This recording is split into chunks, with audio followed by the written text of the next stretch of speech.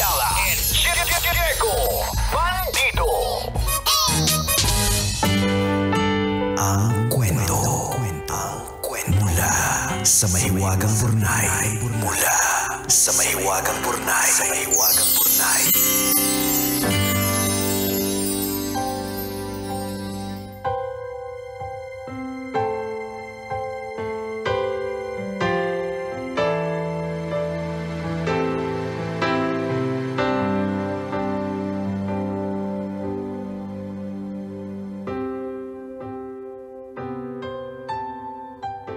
Dear kumikinang na tambalang Nicole Ayala at Diego Bandido.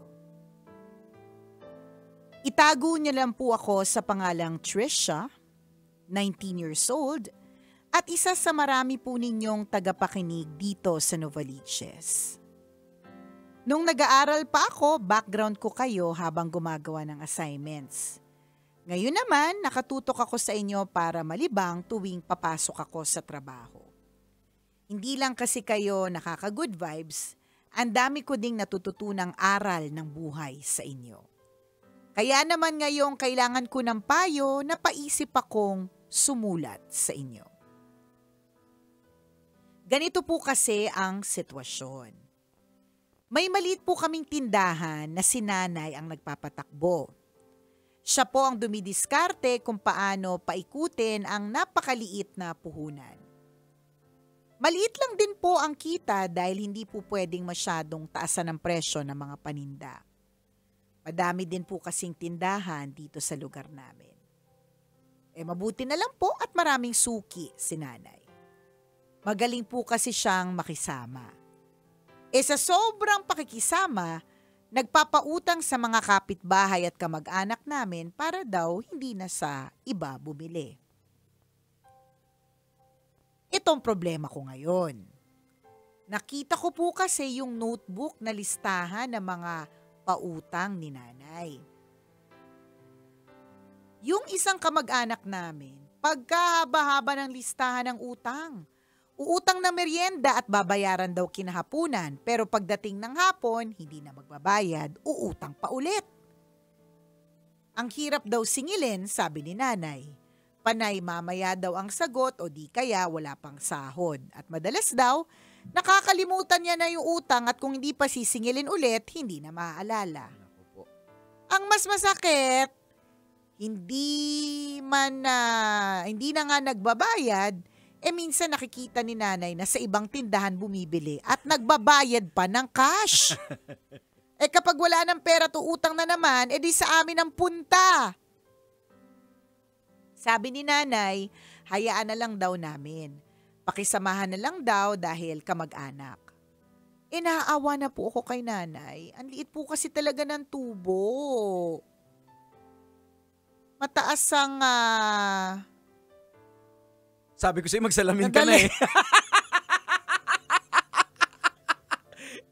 Sa totoo lang, masakit ang ulo ko. Tas meron akong feeling na yung headache ko ay dahil sa pretend kong malinaw pa yung mata ko.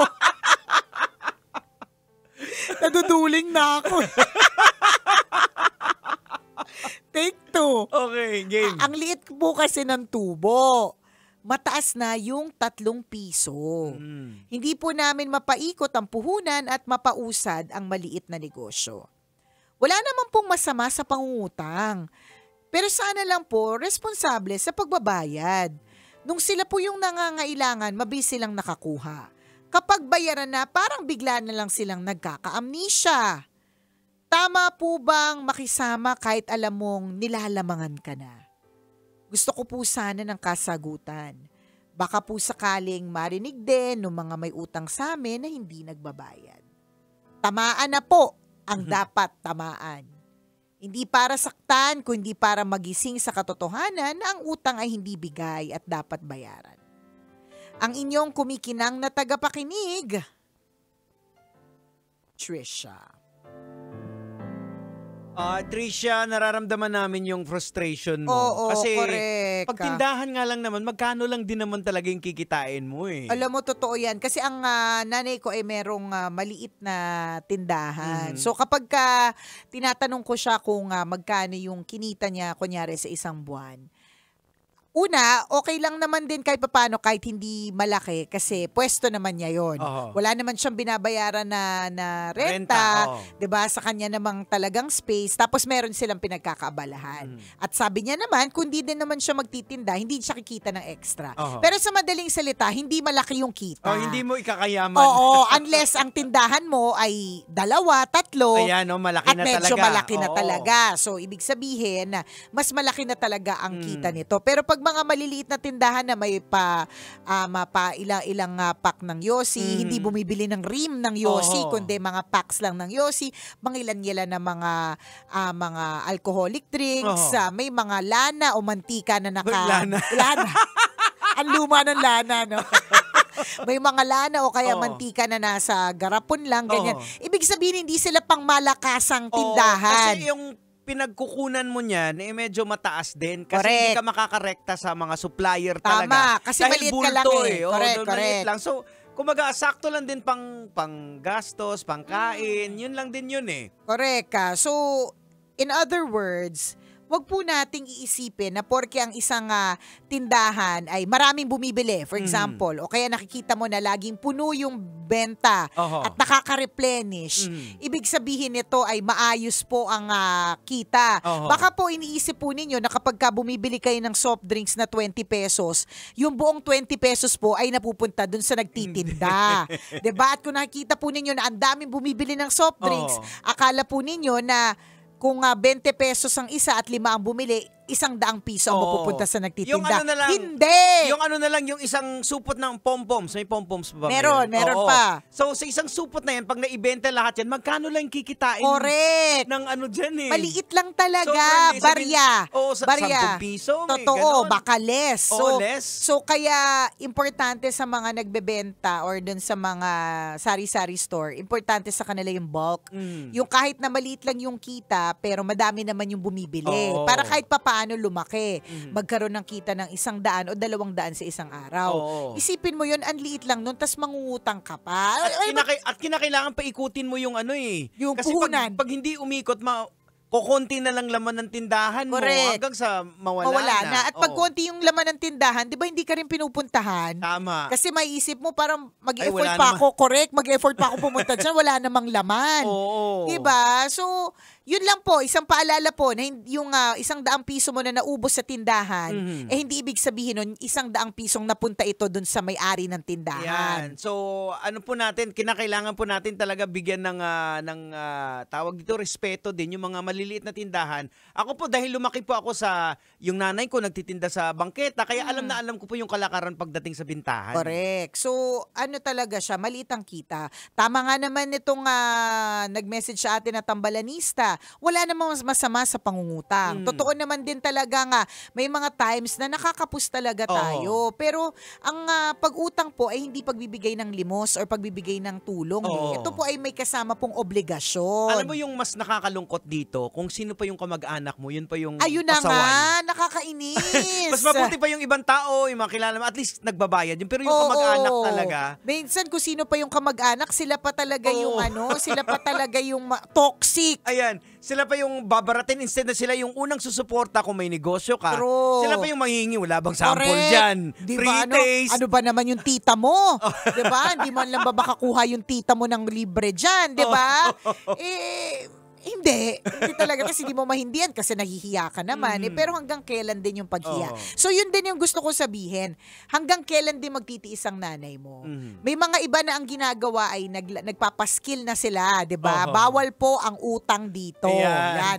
O di naman kaya pwedeng umutang pag nakapagbayad na. Oo. And sa tingin ko hindi naman din masama yun kasi wala namang parang walang mang-scam kung walang magpapaskam. Oo. So walang manloloko kung walang magpapaloko. So walang mangungutang kung walang Ayan. magpapautang. Sa amin may nakapaskil yan sa probinsya, maalala ko yung bayad, dugay-dugay. Ibig sabihin matagal. Oo. Utang, lipay-lipay. When say utang, yung masaya. O pag sukot, yung sisingiling ka na, away-away na. Oo, di ba? At kasi katulad na nangyari dito sa kwento, totoo naman at yung kwento mo nga, Jegs, ay kwento ng totoong buhay. Oo. Kasi yun talaga yun nangyayari. Pero wag po nating hayaan kasi Kawawa naman. O, at- Lumalaban din ng patas eh. O nakakasama pa talaga ng loob. Yun nakwento ni Tricia na pag may cash sila, pag may pera sila, doon bibili sa sa ibang kabila. tindahan. At nangyayari talaga yun, di ba? Hindi mo maisip, hindi mo Pag-utang maintindihan. sa'yo. Correct. Pero siguro baka yung ibang tindahan kasi na hindi talaga sila nagpapautang. Oo. So parang kumbaga wala na lang silang talagang choice kundi magbayad kasi Oo. hindi talaga nagpapautang. So siguro ang lesson din dito, Trish, is kahit papaano medyo maging mas stricto na kayo pagdating dyan. Kasi yun nga aabusuhin hanggat may nagpapaabuso. Oo, yung maliit lang na binibenta mo, uutangin pa. Kaya nga Paano ka pa mag-aano niyan? Kaya siguro, ano lang to hindi lang to dahil kawawa si nanay. Yes, kawawa si nanay, pero kinakailangan nyo rin din matuto na hindi pwedeng kamag-anak, kakilala. Sige, okay lang yan. Tama. Oo. Diba? Basta again, it's important, kabisyo, mahalaga po talaga na tayo po ay magkaroon ng responsibilidad or promise na kapag ka nangutang, tayo po ay magbabayad. At ganun din kapag halimbawa nakakita po tayo ng mga nagbebenta, na mga tingi-tingi na kunyari tumpok-tumpok sa palengke at sa labas, wag mo nang hinga ng discount o nakawan ng additional Indian mango. Lalo na yung medyo matanda Correct. na. Imagine mo yung iluluwas pa yan or saan pa nila, or binili din nila Oo. para kumita lang ng kahit pipiraso tapos tatawaran mo pa. O dagdagan mo man eh. Tama, di ba? Wag na, hayaan mo na, give mo na sa kanya yung 10 piso. Oo. Wag mong isipin lagi na dinadaya naman ako nito dito. Kulang yung binibigay na kalamansi. Meron din Ayan. naman talagang nandadaya ng kaunti, pero Oo. meron din naman talagang patas lumaban. Ayan. So ayusin po ninyo kasi yan po talaga yung mga bawas ligtas points sa langit. Ayan, meron yan ba sa prutas? Meron man naman nakikita talaga na talagang malaki silang mag-angkat. Meron. Ng mga prutas. Pero yung mga tingi-tingi, yung mga sa Oo. gilid-gilid, lalo na may mga edad na. Correct, ng mga Tulong nyo na lang tumpok-tumpok, yan. di ba? Oo. Parang dati meron ako nakita na ganyan, na along 168. Ang binibenta ni nanay, hindi nga prutas, hindi nga gulay. Yung alanganing ibenta, yung parang hindi lahat talaga ibibili nun at bihira ka lang bibili. Ano Tingin ko siya? baka reject na yun na Produkto eh. Hindi, posibleng... hindi, Jegs, alam mo kung ano? Yung mga plastic na mga ipis, yung ano lang, yung pang joke. Ay, oo. Tapos, hindi ko makakalimutan kasi parang 10 piso lang siya, isang tumpok. Oh. Tapos, Sa hindi ko- tumpok na ipis. Oo, isang tumpok na ipis tsaka centipede, di ba? Yung mga plastic, yung pang-joke, yung Oo. sa totoo lang, hindi Hindi mo naman kakailanganin. mo kakailangan. At higit sa lahat, sa sobrang poor din ng quality, hindi mo naman maiisip na totoong ipis eh. Oo, Na hindi kung, ko matatakot. correct, nang kung mangpaprank ka, parang, ano yan? Mabubuisit ka na. Ganon siya. Tapos kaya ko siya hindi makalimutan kasi ang tanda niya, tapos bit-bit niya parang nasa malaking parang karton. Mhm. Tapos bit-bit niya sa liig niya. Tapos yung merong isang siguro gusto niyang bilhan yung anak niya. Mhm. Tapos nagmamakaawa yung matanda na wag masyadong kumuha ng madami. Kasi kung makadakot naman, Oo. wagas kung makadakot, parang ilan ba yung tatakutin mo dun sa ipis? Kaya tuloy ang ending, Jegs. Bumili ko nun kahit hindi ko kailangan ng ipis. Tulong na lang din kasi di ko Oo. naman kahihirap yung ilang piso, di ba? Maging Ayan. mas ano po tayo, mas maging caring. sensitive din po tayo sa mga small na negosyante. Suportahan po natin para at least ganahan pa po sila na magnegosyo. Kung babaratin mo na, paano tayo uunlad? Paano uunlad yung mga negosyante na maliliit? True. Wala Kawawa ng gana. naman, diba? O, di ba dito, ilang beses na may nag-try dito na magnegosyo. Simula, okay. Dahil hindi binabayaran, Di na lang. si Kadjet nga, yung honesty store niya, Di tayo sure kung honest lahat. Oh.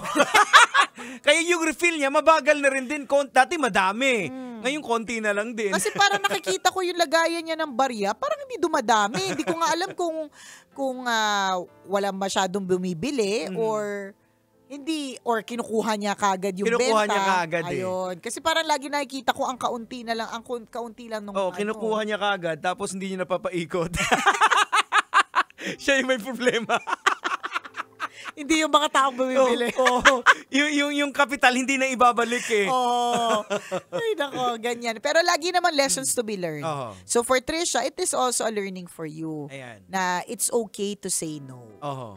Yan. Pero alamin mo rin din si nanay mo, baka ikaw lang yung na-stress yung nanay mo, hindi. Baka wala lang naman din kay nanay. Hindi mo alam, mayaman talaga si nanay. Oo. Di ba? Kaano niya lang talaga to, libangan. Libangan lang. Yun naman ang importante, libangan At lang saka, talaga. ano to, paraan niya para ano lang, para may magawa. Pero sa mga totoo ganun. lang, madami siyang investment, di ba? Oo.